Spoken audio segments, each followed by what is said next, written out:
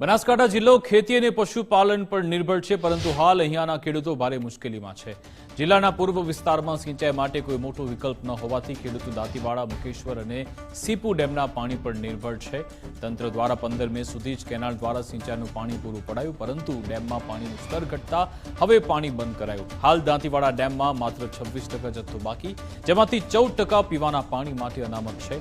આ સ્થિતિમાં ઉનાળુ પાક તૈયાર થવાને આરે હોવા છતાં પાણી બંધ થવાથી પાક નિષ્ફળ જવાથી ખેડૂતોને બીક છે।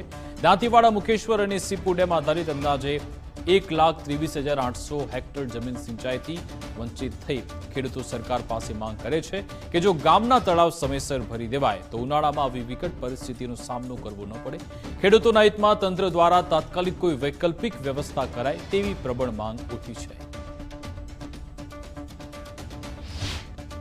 જોવા જઈએ તો ખેડૂતોને સૌથી વધુ તકલીફ પડી રહી છે। આ પાણીની ખૂબ તંગી વર્તાઈ રહી છે।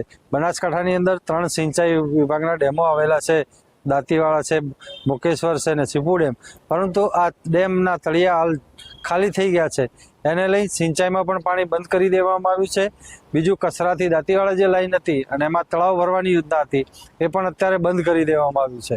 અને જે ધનપુરાથી જે મલાણામાં પાણી નાખવાની જે યોજના હતી એ પણ ગોકળ ગતિએ ચાલી રહ્યું છે। ખૂબ ધીરું કામ ચાલી રહ્યું છે અને એને લઈને અત્યારે ખેડૂતોને ખૂબ કપરી પરિસ્થિતિથી છે। પશુપાલન રાખવા પણ બહુ મોંઘા થઈ ગયા છે। જ્યારે ઉનાળામાં ખેડૂતોને ખૂબ પાણીની જરૂરિયાત હોય છે ત્યારે નહેરોમાં અને ડેમોમાં પાણી થઈ રહેતું હોય છે। હવે ઘણી બધી વ્યવસ્થાઓ ઊભી થઈ છે અને સરકારે કરોડો રૂપિયા, હજારો કરોડના ખર્ચે નવી પાઇપલાઇનો વિકસાવી છે। ગયા વર્ષે સારો એવો વરસાદ હતો અને એ સમયે જ્યારે ડેમ પૂરો પાણીથી ભરેલા હતા ત્યારે તળાવોમાં બધું પાણી નાખી અને તળાવો પૂરતા પ્રમાણમાં ભર્યા હોત તો ભૂગર્ભજળ ઊંચું આવ્યું હોત અને એ ભૂગર્ભજળનો ઉપયોગ ખેડૂતો અને પશુપાલકો ઉનાળામાં કરી શકતા હતા। પરંતુ જ્યારે ચોમાસું હોય ત્યારે તળાવો ભરાતા નથી અને શિયાળામાં ચાલુ થાય છે।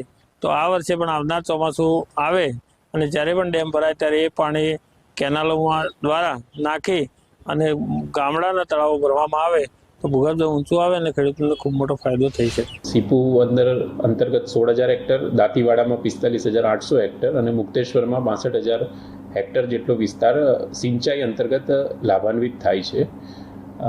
આ વર્ષે દાંતીવાડા ડેમમાં શિયાળામાં પણ અને 15 મે સુધી ઉનાળુ ખેતી માટે પણ સિંચાઈની સુવિધા પૂરી પાડવામાં આવી હતી। તેવી જ રીતે મુક્તેશ્વર ડેમમાંથી પણ 15 મે સુધી ખેડૂતોને સિંચાઈની સુવિધા પૂરી પાડવામાં આવી હતી।